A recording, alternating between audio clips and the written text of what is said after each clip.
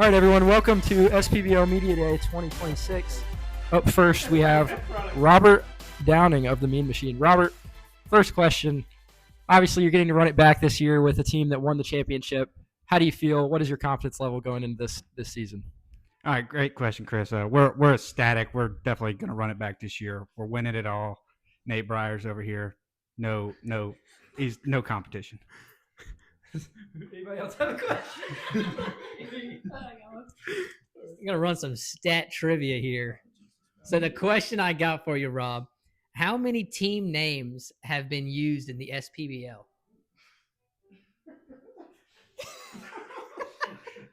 What year is this? This year's 6? I'm going to go with 54. Team names. Not people. The answer is 16. Okay, Rob, talked a little bit earlier with you personally about kind of your personal milestones that you've reached in the past. Are there any personal goals this year? Like your career high was 8 last year. Are you looking to break that? Yeah, I'm hoping to get 10 this year. That'd be great. 10. All right. Questions? So how did it feel winning the championship game and going in style with, pretty much a 1-point game? How did that feel? Oh, it felt great. Maybe you'll get to experience it once. You're right, I might. We should have been there, but tough calls.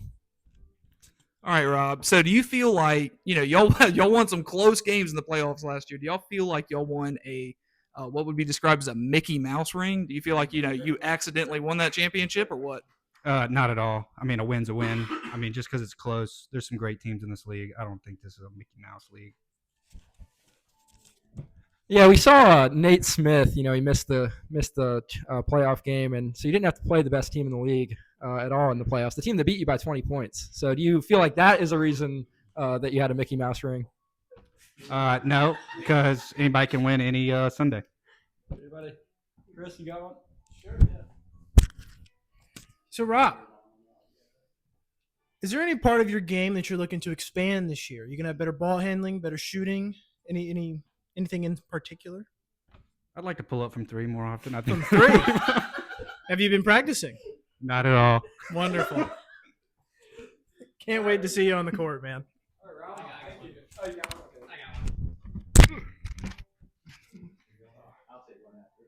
All right, Rob, who are you looking to go against the most this season? Nate Bryars. Oh, okay. Any reason there? What was that? Any reason? He's just a low-down guy. I like to beat him. Hey, Rob, this is Michael with the Black Press News. I had a question. Just describe your team's chemistry and how y'all look to have that advantage over the new teams that have been assembled. Well, we're running it back, so we've obviously played with each other before. All these other teams are a new mixed match of players together, so I think our team chemistry is high compared to other teams. Do you think that Chris is still mad last year about rigging the draft and not winning the championship? Yes. All right. Another stat question for you, Rob. All right, so Hunter and Travis will eclipse Chris and Chris as the 2 players who have played together the most this season. How many times have you played with Travis in a game? I'm going to go 12 times. Oh, close. 10. Good guess. All right, Rob, thank you so much for being the first interviewee.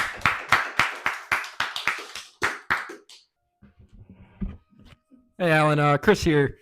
So you get to play again this season with Neil Alsop. What can you say about his game, and what are you looking forward to with playing with Neil? Well, obviously, Neil really cares about the team, right? And I think that Neil is a overall good team player. Obviously, the one thing that I could see improving is just our chemistry in the sense that, hey, we're getting the ball, moving it around. Didn't do that quite as much last year. I think we had a 39 shot game. So maybe we need to lessen that and just move the ball around. I think we're going to do well. So I know you had a little bit of there's extended discussion when it comes to your team name this year. Can you give us any insight into how you came to the Herons, and were there any other team names that you were considering? There were quite a few. I had a few on the board. The Boozers, that was one that was a very awesome name. We had the Diablos, that was a rejected name, unfortunately. There's a couple others that I'm not going to speak on. I think we all kind of know. One had to do with the Kings, but it was very much a stalemate for a week and a half period of time, and then we finally just said, F it, we ball, and Herons just came out of it. So that's where we ended up. Alan, I got a stat question for you. Stat man. You're a prolific rebounder yourself. There's that. 4 players who have surpassed 200 career defensive rebounds. Who are those 4 players? 3 of them are in the room tonight. Well, I would definitely say Nate. I got a feeling David's going to be in there. And then Chris. Which one? Oh, Chris Heights. Chris Heights is, Nate Bryars is, and Chris is. Ooh. Dave sitting at 196 rebounds right now on the defensive end of the game. I'm assuming Hunter is the fourth? Hunter is the okay, fourth. Wow. That's pretty impressive. 196. 6 years in, I guess, is I'm curious to hear mine. Some league sources say that your team does not talk very often. What is the chemistry looking like on the Herons? We actually talk more frequently than you think. We're hardworking guys. We just don't sit around on our butts, and so we're working and providing for ourselves and our significant others. So, we talk frequently. Hey, Alan, this is Michael with the Black News Media. Hey, Michael. Thank you for having me here tonight. I was just wondering, what is your plan to bring the boom to your team this year to be that extra boost that your team needs, that second scorer? Well, I hope to be the third or fourth scorer. So I think that the boom really is going to come for the morale boost, right? Ultimately just going to be a dimer and a rebounder. And that's pretty much it. I know I have faith in Oakley. I have faith in Neil. Believe it or not. And Zach. I think we're a really athletic team. I think we're going to be moving a lot. So, ultimately, I think we're going to make a lot of opportunities happen. Well, great to hear that. Last question for me. What's your favorite part about playing with Neil? Neil comes with that, F it, we ball mentality. And I just love the fact that he can throw up some gnarly shots when the game's on the line and just make things happen. So that is my favorite part. And Neil was the clutch player of the year last year. He was. Speaking of booms, you had one of the nastiest falls the league has ever seen last year. Kind of take us through that play, what you were feeling, if you're still feeling that, and just go through that play for me. Well, sometimes I wake up in the middle of the night screaming, thinking that is still reliving. I think the initial was hurt, but honestly, I really probably didn't feel much of the pain. I think it was just an exhaustion, like being on the floor for that period of time, and then got up and just made things happen. Did we win that game? I don't even know which game that happened. Joe? That was a loss, I'm afraid. That was the Travis game, is what it's been called. Oh, was that the Travis game? The Travis game. That's tough. That's a hard L. Another question, going back to kind of where you fit in scoring wise on your team. Who do you think will shoot more, you or Zach? I would think that Zach's going to take more shots. I feel like I don't take a lot of shots, and I only take them kind of when I need to. But I feel like Zach would more likely have fast break opportunities, with just being him getting down the court faster than myself. Hey, Alan. So it might not come up in the official statistics, but the talk around the league is that y'all have the lowest basketball IQ of any team. So how do you plan to overcome this low IQ? I mean, because y'all aren't talking either. So what y'all's plan to overcome that hurdle? Yeah, so I don't know what kind of fake news that you're putting into this room right now, but it's got to stop. We just cannot have fake news outlets like Nate Bryars in here. I mean, it's a disgrace to the league. But we're talking, we're having open communications. In fact, this morning there was a strategy pulled from Neil, and it was actually liked by the whole group. So thank you. Fake news, guys. Yep, thank you. This past year, Alan, you set the nastiest screen I think I've ever had set against me. Is that something you take pride in? Set screens? Yes, I think just knowing that it came on you, and I put myself on you like that, and that you felt the breadth of me. So I do take pride in that. Absolutely. I want to give you credit where credit's due. That was a mean screen. Got a concussion that game, actually. Anybody else? All right, thank you, Alan, for your time. Up next, we have Chris Heights of the Bad Boys. Chris, you're the only representing member here tonight from your team. Have there been any chemistry concerns, any sense that your team is maybe not as locked in as your teams of the past? Well, when we're comparing them to you, it's kind of like comparing bread to water. So it's not really the same. It's like apples and oranges, you know. I believe Michael and Sam and Luke are all at weddings. True. I think so. That kind of makes sense that they're not here. No problem there. But yeah, so not a huge issue. We'll see as the season ramps up. What we got working with. Of course. You've had a obviously very defined role in your last 4 years on the teams you've been on. Do you think your role on this new team will change, and how are you looking to adapt with the whole new team? It'll be interesting to see what exactly changes. Obviously I haven't changed as a player. I'm still the same person that I am, and I'll probably still fill more of the same role.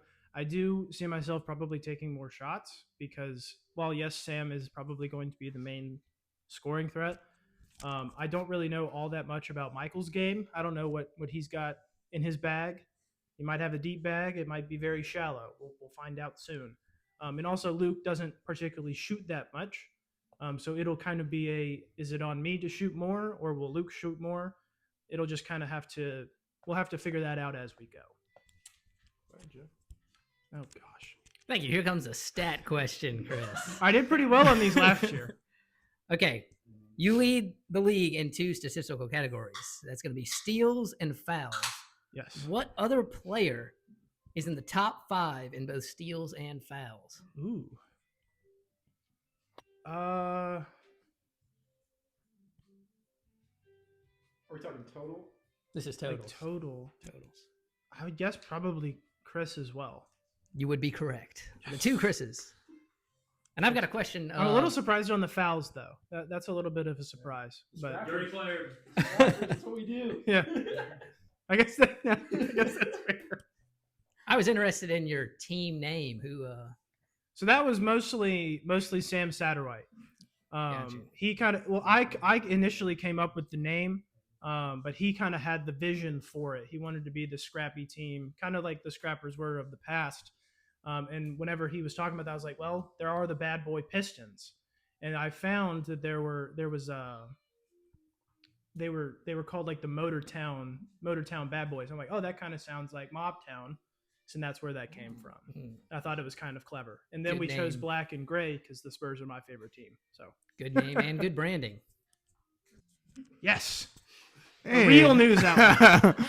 Hey, Chris, this is Michael again with the Black News Media. My question for you, how do you feel not playing with Chris Quina? Y'all have had a long history of playing together.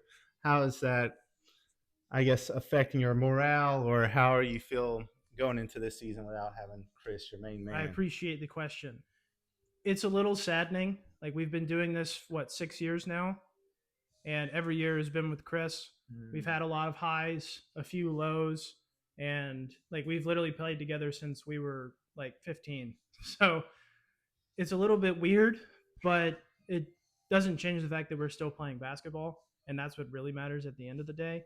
It'll be fun to see what it's like to be on the other side of him driving to the basket and making other teams look silly. So that'll be fun, but I don't know. It'll also be really fun to play with Sam Satterwhite. I've played against him multiple times. He's always a lot of fun. He's very high energy, and I'm excited to have that on my team. I love that answer. We're looking forward to seeing that matchup, especially your defensive prowess on Chris if he's able to go this season. We hope so. But my second question for you: how is the team chemistry? We know you've had a reputation of being a bad boy in the league, and we know we know Luke. You know y'all have had some heated discussions on the court. So how is the team chemistry going into this season? I think it'll be just fine. It is a little interesting that they all went to Ignatius and I went to St. Dominic's. I do think that's kind of funny, and that all of us have never played on the same team before. So that'll be interesting to see how all of our collective personalities mesh. I don't foresee a major issue with it, hopefully, but we'll have to wait until we actually get on the court to have a firm answer. Hey, Chris. It's Chris again. 2 questions for you. Good to see you. First question. I want to discuss, it seemed like reports said that you retired, unretired. There were thoughts of you maybe not playing at all this season. What was kind of the reason that brought you back, and what are you looking for going in the future? Well, I was extremely disappointed at the end of the last season. Nate Smith not showing up for the final game, and then us proceeding to then lose that game was very disheartening. And also, I feel very old. Like, I know I'm not the oldest, but like I feel old, and every game it's a taxing game, especially the way that I play. So that was part of it. Also, I'm just a very busy person in general. Like, work is very, very strenuous. I have a lot of other activities that I do. So it was just kind of do I really want to commit to this? But you were so excited about it, and you were kind of what brought me back. And then I was told we weren't going to be on the same team, so that sucked. But now I get the chance to play with a new team and a new, very good player in Sam Satterwhite, and obviously Michael O'Sullivan and Luke Bryars as well. So you were the main reason, but I also want to play. As the sole spokesman for your team here tonight, I do want to let you in on a little insider information. Oh, gosh. SPBL media crew member Jacob Brooks gave your team a 1% chance of winning the championship this year. I don't really care what Jacob has to say about my team. The only thing that they had nice to say about my team was that we were intelligent. I won the Defensive Player of the Year last year, and that wasn't mentioned at all. It was just that we're intelligent. It had nothing to do with Sam being a prolific scorer and an overall great player. He's just intelligent. So I really don't care what Jacob has to say or what percent chance he has of giving us to win. Block out the haters. Now, he might be right, but I don't really care. Piggybacking off what Michael from Black News Media said about your... I do love that every time he's from a different Black News... It was Black Press Media first. Yeah. It's been different every time. I think he just he switches out his badge. It's really cool. About the scrappiness and kind of getting dirty with players. Do you think that you'll take it easy on your buddy Chris now that you're playing against him now? No, not particularly. I'm the same player as always. Obviously, if he has a hurt hamstring, I'm not just going to punch him in the hamstring. Right. And I'll try to be not intentionally dirty. I've never been intentionally dirty, but I will take it into account, sure. Okay, I think same with Mr. Nate Bryars here. I want him to get down the altar and not in a wheelchair. Yeah. I think Chris is due for a little bit of the other Chris because he never understood. Yeah, he's always had it on his side. Right, so I think it's due. It's time. Fair enough. Sorry, Chris. We'll have to see what he feels about the screens. Would you like to clear the air with Wilson? Wilson is going to be watching, and he thinks... Do I have an issue with Wilson? Wilson Parker, do you think that game last year was a violent game? He left bruised and manhandled. I mean, he was also bruising and manhandling me. So if he wants to apologize to me as well, then we can we can go crazy. But if he has an issue, he's more than welcome to reach out to me. He was very near pressing assault charges. Okay. Anybody have any questions? Anybody? Thank you, Chris, for your time. I'm more than happy to. It is my house. I am happy to be here. Hi, Nate. It's Chris here, teammate on the Founders. First question is: you're reunited with your former teammate Joe Quina this year. How does it feel to be back with him? I like playing with Joe. I'm just hoping we don't have the same luck, in the past. We've never won the championship together. I was kind of disappointed being, separate last year because I thought we had a pretty good shot with the team that we had. So obviously that didn't work out. So maybe we'll actually get one this year. And then you've also you've had two brothers in the league with you for all the years that the league has been around. You've never been on a team with one. Now you have Josh. How are you feeling about that? Do you think it'll be a chemistry bonus to have a brother on your team? I'm hoping so. Obviously me and Josh, as well as Luke, we all played, in the backyard growing up. So I think it'll help. As well as you and you and Joe's, the same way. Which is actually crazy that we're both, we have two different brother combos on the same team. And so I think that having Josh, it'll help us. Because I'm just hoping that, I like the way that Josh plays. I really wanted to play with Josh for years. I've been trying to ask for it, but it's been denied for some reason. Because Josh is just an easy guy to fit on any team. So I think that it'll be good playing with Josh. Hopefully get some off-ball screens and get him moving. Taking my reporter hat off for just a second here. When we found out that we were going to be on the same team, I was obviously very excited. Told all my friends, Nate, he's going to be unlocked this year. In the past, he hasn't really gotten the looks that I think he should have gotten. And there's one person on the media crew in particular by the name of Grant Allenbaugh who said it's time to give up hoping that Nate will be good. I just want to know if you have any words for Grant or if you think that's just a bogus statement on his part. I mean, of course that's a bogus statement. I mean, that guy doesn't know what he's talking about. He's like the Stephen A. Smith of the media crew. He's just saying stupid stuff just to say it. He just wants attention. It'll be okay. He just, I think that in the past, there have been certain circumstances where I just haven't been able to get the ball, especially last year, get 5 shots in a game. But, I think that this year it'll be a lot different. I think that the team intelligence is, the highest it's ever been that I've been playing on so far.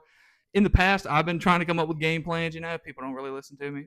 So, this year I think it's going to be a lot better for me. And I think I'll be able to get the ball and at least get up more shots close to the basket. Hopefully high percentage looks that I can actually put in the basket, but we'll see. I got a stat question for you, Nate. Nate, you average 0.6 free throw attempts per game. Which two players who have at least played one full season average less free throw attempts? I would guess Luke. I feel like Luke never goes to the line, and I'm guessing you too, because you never. I mean, when are you getting fouled? Man, incorrect. Dang it. Robert and Josh Quina. Well, I mean, I guess you got to take a average shot less. that's not from 3 to get fouled. You and I average the same. 0.6. Yeah. By the way, that's crazy. I want everybody to know that's crazy. I remembered my question. You have been pretty open about your discontent with some of your teams of the past. I just want to know if you have any comments for those players or those teams, where maybe you weren't as happy as you wanted to be. I mean, I just feel like I want to say that the happiest I've ever been is on the Blackfriars. I feel like that was a good role. A good, I like playing with Steven over there. I actually hate playing against Steven. So I like playing with Steven. I like playing with Sam Satterwhite. Obviously, I like playing with Joe. But I just feel like, in the past, certain of the teams, they just, I don't know. They just, I don't want to call out any names here, like Neil, Neil, putting up 39 shots a game. I just, it's hard to play with a guy that just, sucks. But anyway. Piggybacking off of that, it sounds like you were the reason that the LA Blues broke up. Is that fair to say? No, I mean, well, look. First of all, last year, I volunteered to play with Neil. I will say that. I was like, I'll play with Neil. That's. And then I came to regret it, but I still would have gone back. I feel like our team was good enough to actually win the championship. But if you said, my personal stats were on the line at this point. So I was like, I can't take another year of that, or else I might be retired. So Good point by personal stats. It sounds like that was strictly a personal decision that you just wanted to be the superhero. Is that fair to say? no, I want to win a championship. But I'd like to not be like the third or fourth option on the team when I actually win it. And I feel like if I played on the Blues again and if I got another five attempt game, I wouldn't. I'd quit midseason. So Well, Nate, this is Michael with the Black News Media here. The question of the day is: we know that you got a lot of off-court distractions this season. You're getting married, of course, and how will that affect your game? They say once you get married, it goes downhill pretty fast, and you're already aging out. So,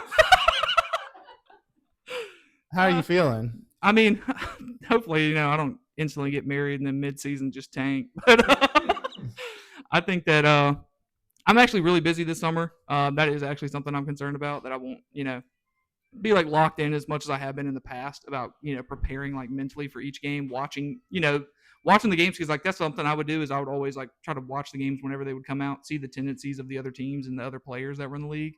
So I feel like I might not get to do as much as that. Anyway, I won't get to do that this year, but I'm glad I'm playing with Chris because Chris is going to do that for me and just tell me what to do. So I think that'll make up for it. All right, we like that answer. We like that answer a lot.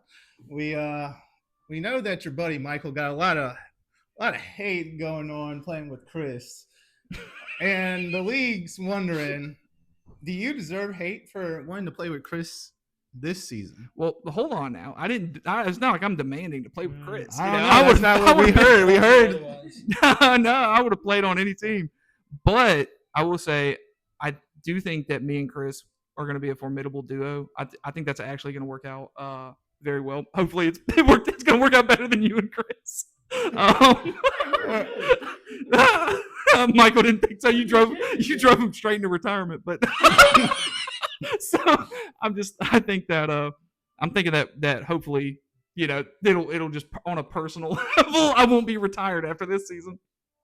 Well, we'll see. If you can stay healthy this season, we're hoping that your knee's good to go come play. We know Carly's got you on a tight leash over there.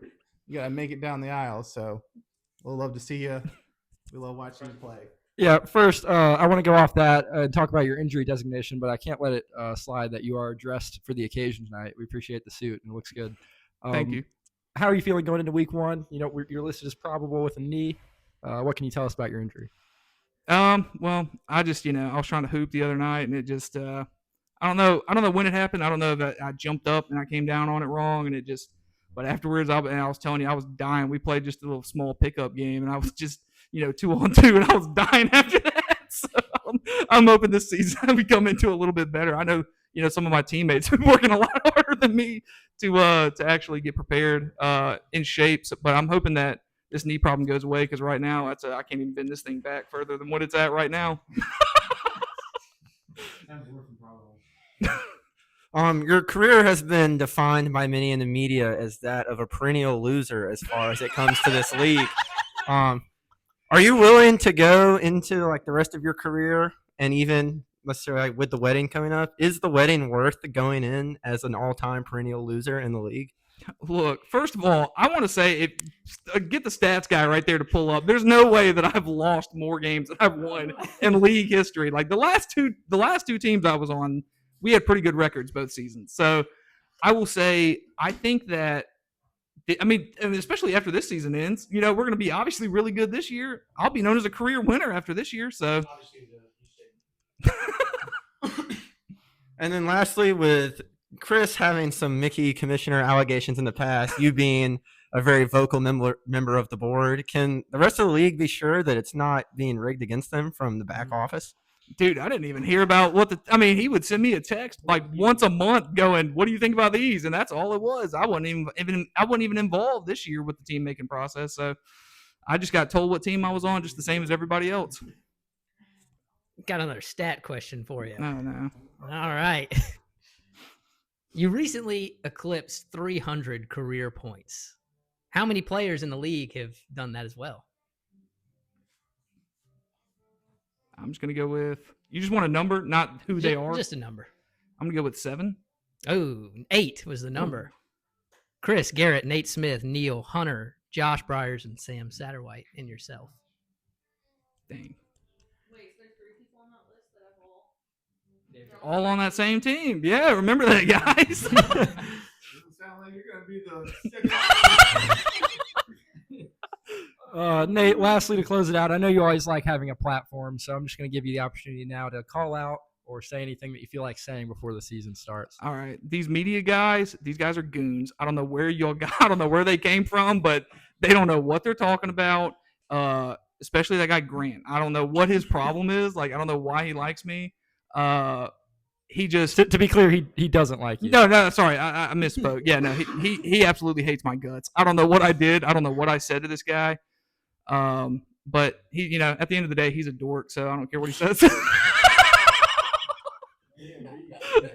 Well, if Grant were here to defend himself now, I'm sure he'd have some hard-hitting questions for you. But for now, thank you for your time, and we will move to the next interviewee. Hi, Joe. Chris here, teammate. You were credited with the creation of the team name, the Founders. Talk us through how you came up with that great name. Yeah, this is my first team name that I've created. Usually Nate was behind the team names in the past, and then Sam Satterwhite came up with the Gunslingers. I was thinking that we were all original members of the league. You, me, Nate, Josh, Bryars have been in every season. So I was going to say the 4 fathers because we were the founders of the league, and there's 4 of us, and the rest of the league was going to be our sons. You brought up the good point that we would probably just be called the fathers eventually. So we just went with the Founders, just one word. It would fit on the jersey easier. And then the red, white, and blue theme was something that I always thought the league was lacking. So that's the story behind the team. Rumor has it that you're looking to take more shots this year, be a more formidable force from the three-point line. How do you feel about that take? Yeah, actually, my coach is telling me I need to shoot more. So my coach has told me every time I touch the ball, I need to be shooting. Can't pass up on any shots.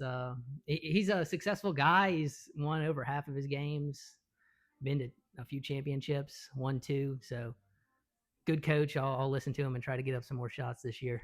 And lastly, rumor has it you've been in the lab. What can you say about your work ethic going into this season? Yes, I've never been in the lab before any season. So who knows? Maybe you'll see some improvement. Unofficial stat question for you here. It's been rumored that in league history, you take the least steps per game of any player. Can you just talk about some ways you're trying to get more active this year? That is actually a correct stat if I was taller, but since I'm the shortest player in the league, I take more steps than a lot of people. Trying to be more active, my coach also told me that I need to run up and down the court. So he's got me out running laps around the neighborhood against my own will. So, maybe that'll come into play this season. I'll be able to run a little bit better. Your coach sounds like a really mean guy. Anybody else got a question you want to ask Joe? Joe, this is Michael with the Black News Media here. Yeah. We got a couple questions for you. To start off, what are your expectations for the season? Well, expectations are very high. Went to the championship for the first time ever on the Gunslingers. My career has been pretty dismal up until that point. So only thing left to do is win a championship. So that's what we're aiming for. Love to hear it. And having that experience in a championship game, how do you plan to use that to help your teammates that haven't been to the championship game? Well, I'm always going to be, the locker room guy. Got to hype up the team and keep the spirits high. I played with some players who, have been negative in the past. Got to keep them, on the up. And so that's my goal this year. Love to hear it. And last question for you. You've been known to be a little dirty. How true is that? And how do you plan to clear your name of being the dirtiest player, one of the dirtiest players? Good question. Good question. I think that first season I led the league in fouls per game.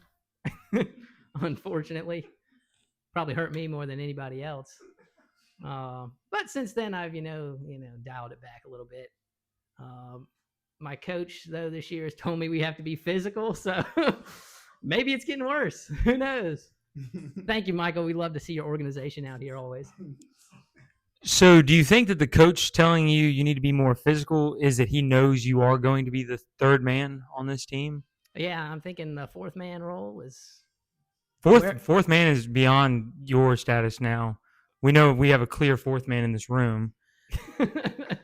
So, is that why you think that the third man role is going to be now taking over? Yeah. I mean, I'll be shooting more shots, so maybe I'll score the third most points one time this season. Who knows? I like it. Joe, rumor has it you're living with a personal trainer coming up for this upcoming season. What is that true? And if so, what all does he have you doing, and what impact do you think it'll have on this year? It's true. Before every season, I usually roll in having never trained at all. Usually that first game is very eye-opening, and I struggle through it. But recently I've been having this live-in trainer who lives actually like one door over, and he's been having me run. He reminds me every day that when I get home from work, I got to go running. Every day I try to fight it, but it's still going on. So we'll see. Maybe I'll be in the most shape ever in my career. Maybe I'll retire after this season. Who knows? Love to hear players putting in the work. Any last questions for anyone? So we're all assuming today that your trainer and coach is also brother and teammate. So do you think there's going to be any animosity between the two if you don't show up and show out like he wants you to? Chris has been known to get mad at his teammates in the past.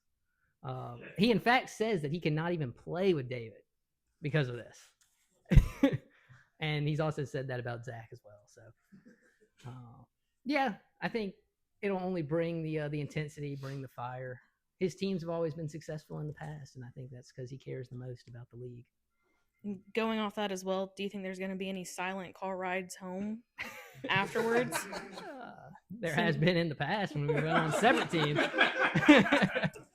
So who knows? Hopefully all wins this season, so we'll never have to deal with that.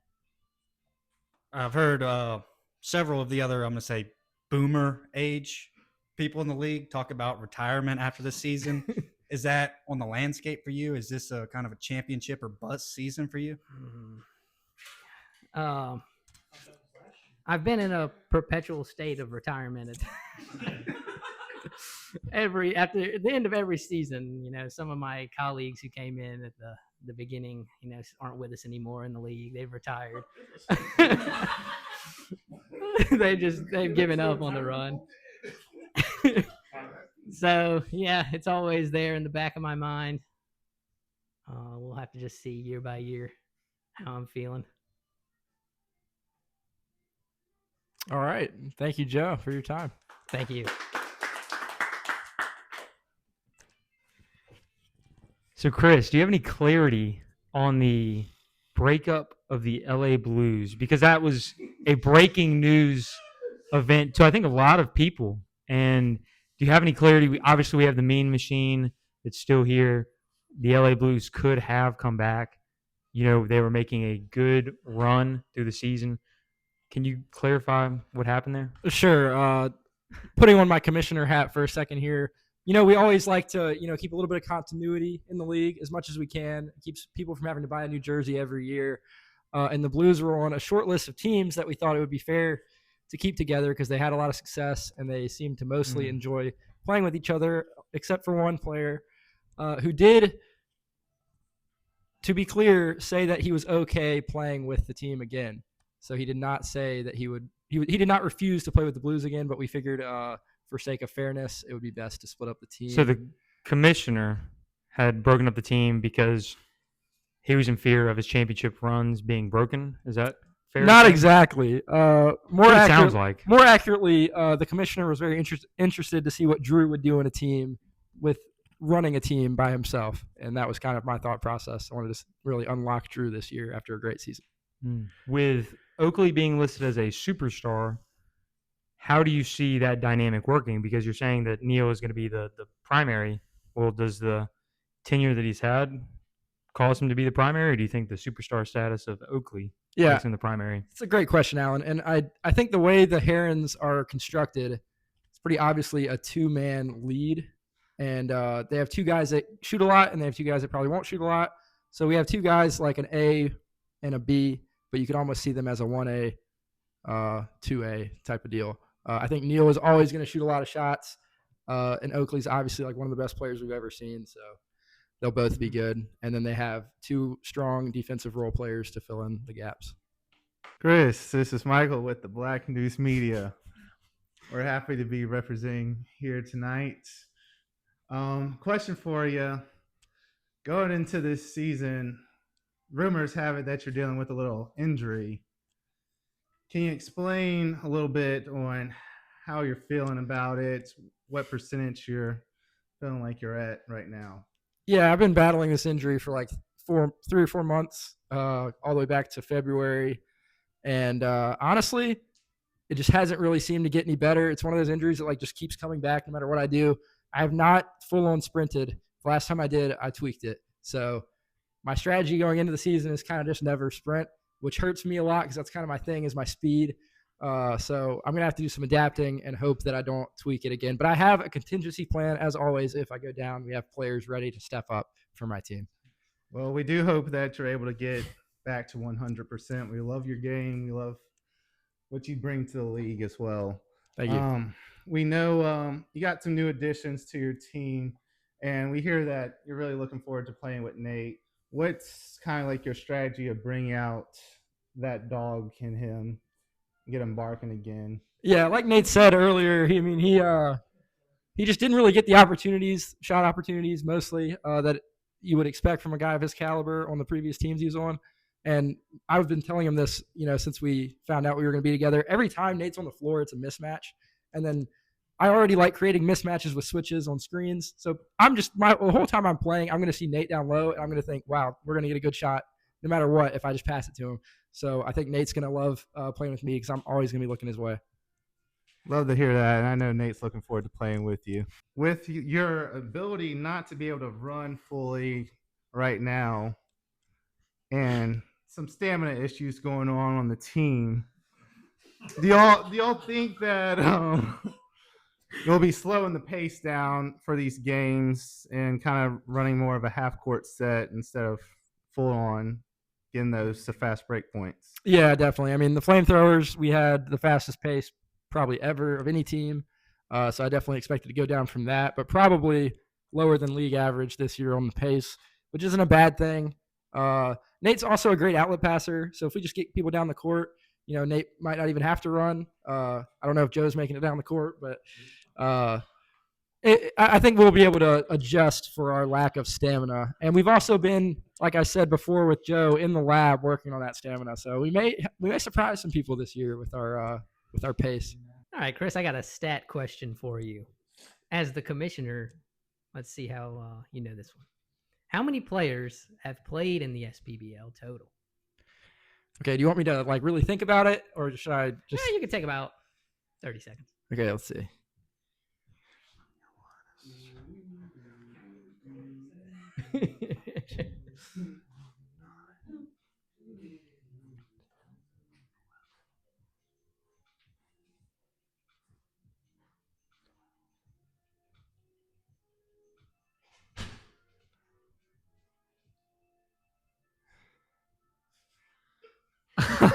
Wow. Okay. Yeah, I was counting and then I just lost track. I'm gonna guess. We're gonna go 25. Good guess. The correct answer on that one is 29. Wow. 29. Yeah, we had some players. Some Jacob Brooks played one game. Grant played one game. Will Stedman played one game. I guess that makes sense. Grant actually had a pretty good performance in his one game, I will say. My team did lose that game, but Grant played fine. Not his fault. Not a Grant problem. Yeah, I think he even hit a 3. Well, we know you're looking forward to playing with Nate Bryars this year. How are you looking forward to playing with your own brother for the first time in many a year? It's a great question. Joe and I mean, we have great chemistry. Been playing for a long time. I think it's gonna the strategy and the game planning is gonna be on a different level because we're always talking about the league. We do stats together at the end of every Sunday night after the game, so we'll basically be watching film all throughout that time. And to clear the air about any anger that I might feel towards Joe, the only time I would ever feel mad about it is if Joe doesn't put an effort on a play, and I'm like grinding my butt off putting an effort. If Joe could miss 20 shots in a row and I would not be angry. It's more about just like, are you trying when I know you can be trying? So that's just to clear the air about that. But no, I'm extremely excited. I think he's going to have a huge uptick in performance and output this year. One can hope. If the hamstring does heal by the end of the season, how is it going to work with such a high motor player being on maybe one of the slowest teams in league history? Yeah, I just don't know that will be that slow. I think Nate being such a good outlet passer. You saw last year Nate making a ton of outlet passes to Neil. You just put me in that position, and that's a very fast-paced game, and Nate doesn't even have to make it down the court. And let's say we aren't a fast-paced team. I'm not worried because our half-court offense is fantastic. We have a good set. We have good sets put in already. We have a couple plays, and we looked good in practice the other night. So feeling confident that we can score whichever way we need to. And as the commissioner and also one of the most vocal complainers in the league, do you feel like that puts unjust pressure on the very underpaid and maybe underqualified officiating crews? Yeah. For sure, and I'm definitely one to complain. I complained a lot to Nate in the past when he's been a ref, and I just want to say I have one of the worst whistles of any player in the entire league.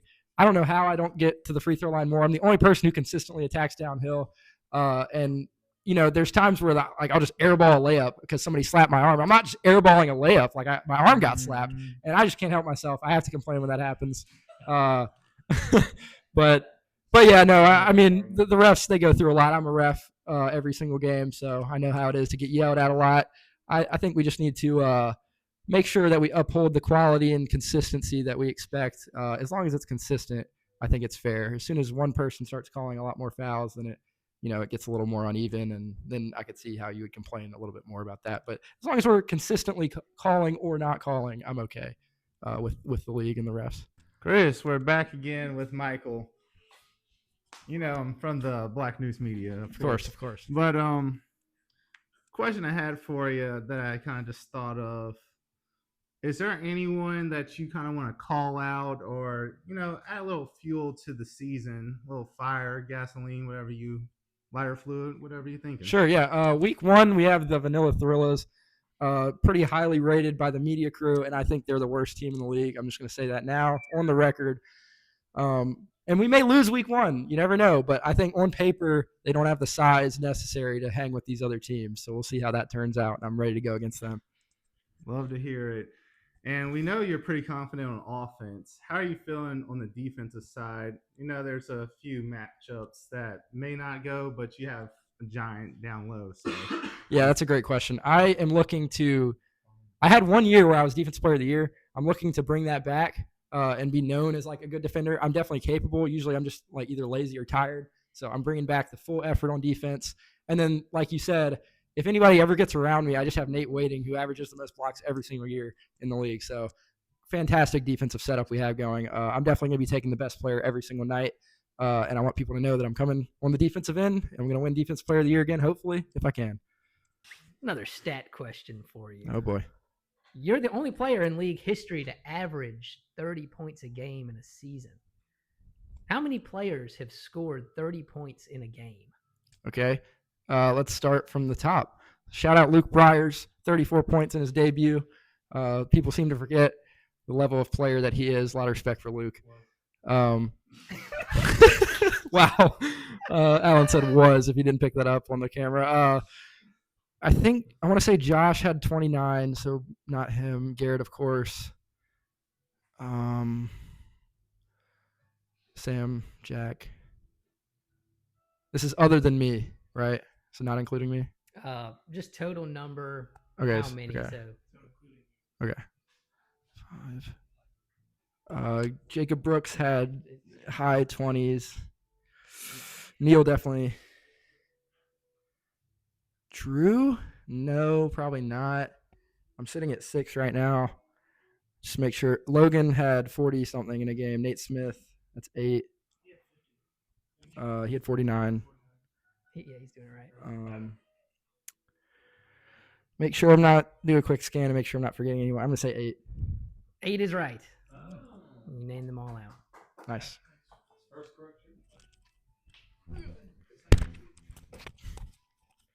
Hello, Chris. Hello. I'm a little confused because almost every person in this room asked me how I felt about not playing with you. And not a single damn person asked you how you feel not playing with me. So I will do the honor of asking, how does it feel to not play with me? A great question. I just feel like I won't even be the same player without you on the court.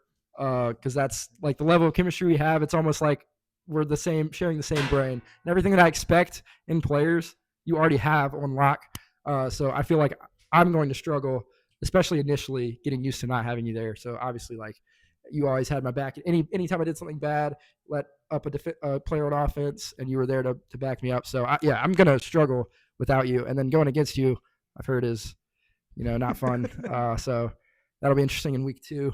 But yeah, no, very upset to not be on your team this year. Maybe in the future we'll get to run it back. Thank you. I appreciate your answer.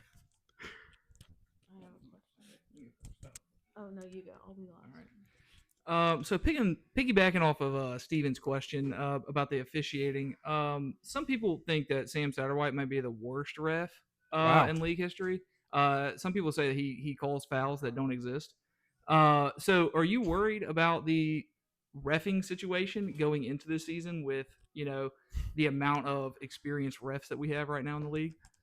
The truth is, I'm pretty much always worried about the ref situation. It's just, we lost Garrett. Garrett was fantastic.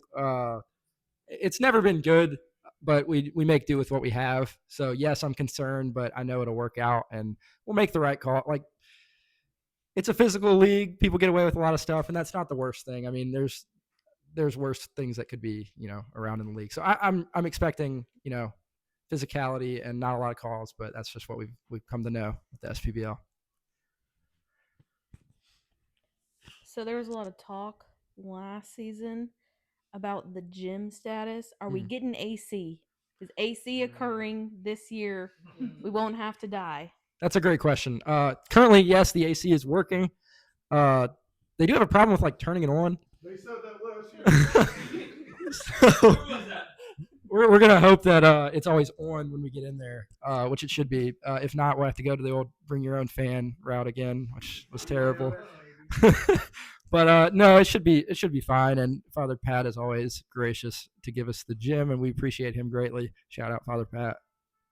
To you as the commissioner, especially, forget the MVP, forget the defensive player of the year. Just want your commentary on the most competitive end of season race right now, looking to be the freeloader of the year. Betting markets have several people across pretty much every team in the league that are gunning for that. I don't want to call anybody out that's not here to defend themselves, so I'll stick with it in the room.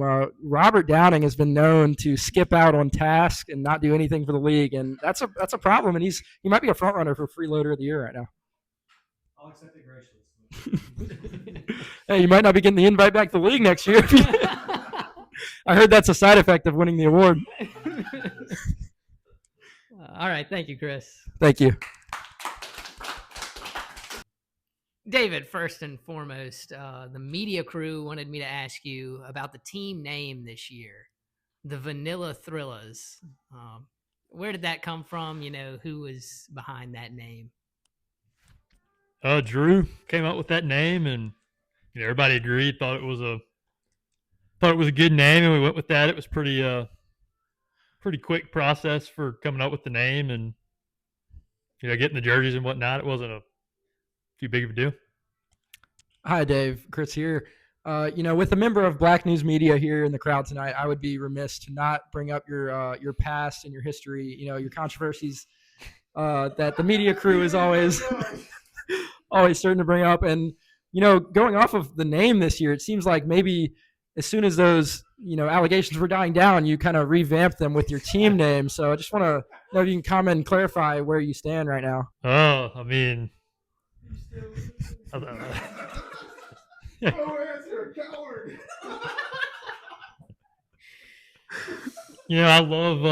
love everybody, and I'm just all about love, really, and that's love and inclusion and all that kind of stuff. So, no hate for anybody or any group out there, Okay, your team name was a little questionable, a little bit controversial, but we'll let it slide for now. See if the actual media crew has any other opinions when they get around to it.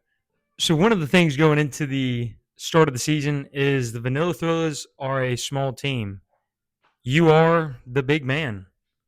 How does that look for the team? Because last year, the Green Gunslingers, Green Machine, whatever you want to call them, the team that fell short, they were also a small team. What are your thoughts? Yeah, I mean, I've heard that be said tonight. I haven't really thought of it that way. I mean, I picture myself as a big. I see Bo as a big. I mean, we're both 6 foot. I mean, I don't think there's going to be. I mean, they're bigger guys in the league than 6 foot. Do like 6'4" guys or whatever. But I think me and Bo can hold it down. Do you think we can get the measuring tape and clear the room? Because 6 foot sometimes is not actually 6 foot as we know. 6 foot and a half, actually. I don't round up to 6'1". I round down. I'm one of those kind of guys. Good man. Upholding. Dave, this is Michael with the Black News Media.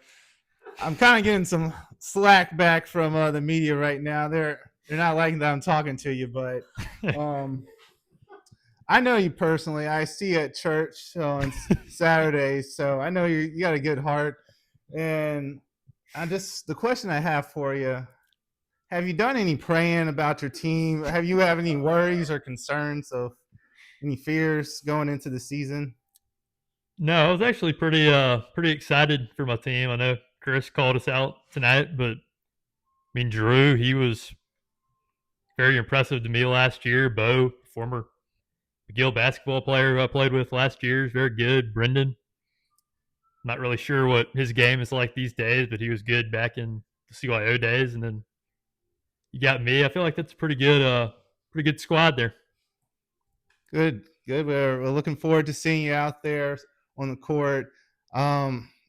Just looking at your stats, they've kind of been going the wrong direction in these new seasons that we've having. Is there any improvements that we can expect, or anything that we can see different this year? Hey, kind of on the back end of the career these days, but we're hoping for some improvements this year. Maybe up the points per game a little bit, up the rebounds a little bit. We want to. You're right. It's been a negative trend. We want to see that graph start upward again. Yeah, Dave, speaking of negative statistical trends, your 3-pointers attempted has gone down every single season, culminating in last season where you only took 4 threes, made 0. Is the 3-point game kind of something that you felt you needed to give up? Did you lose confidence? Like, what's kind of the philosophy there by taking less threes even when you're open? I don't know. Last year, I just really wasn't feeling too confident in my shot, so kind of just didn't really look to take them. And this year, I probably haven't touched a basketball since last season, so I'm probably feeling even less confident. So probably look for more of the same. All right. Speaking about 3 points, I got a stat question for you. Out of all the players who have played at least one full season, could you name the top 5 in 3-point percentage? Go Nate Smith, Satterwhite, throw a wild card out there, Chris Heights. I'll go Chris Quina, and then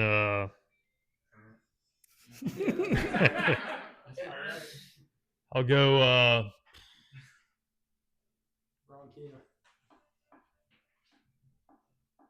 Oh, I'll go Josh Quina. Josh Quina is in the top 5. So you missed out on Drew there. Drew, who leads the league in all time. That's what I like to hear. Percentage. Yeah, a teammate. What was the percentage? I think he's 31.7. Yeah, you've seen the league kind of change over time. You've been in the league from the start, all the way till now, where there's a lot more threes, different style of player kind of leading the league. A guy like Jack Flynn as opposed to a Garrett. What can you say about just the general trends in the league? Yeah, the league is in a good spot right now. I'd say it's definitely improved quality-wise, player-wise, and just in general since we started out. So, looking forward to a new season. Always a fun thing to look forward to during the week. Look forward to your game and whatnot. I want to quickly mention and ask you about a player coming into the league, Oakley Coleman, for no particular reason other than it seems like you do have a history with him, maybe where you played against him in intramurals. What can you say about that experience? Yeah, we played him in intramurals a few times at South, or at least once. It's not. Well, I think we actually did all right for like the first half. He was on like the skill position football player team, so it was pretty rough, but ended up blowing us out. But yeah, he's an exciting player to get into the league. I've heard a lot about his vert. He probably dunked against us, I'm sure. So looking forward to watching him this year. I guess we'll see the first in-league dunk possibly this year. Dave, this is Michael back. The media's asking. They're asking me to ask this question. I hate to do it to you, but with the addition to Oakley, piggybacking on Chris's question, do you think this is a DEI hire or what?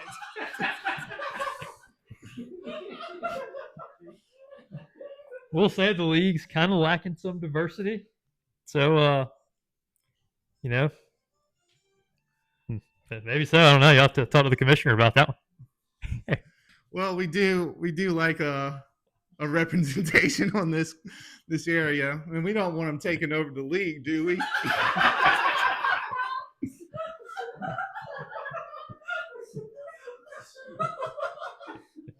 The commissioner might have some thoughts on this, but we'll speak to him privately.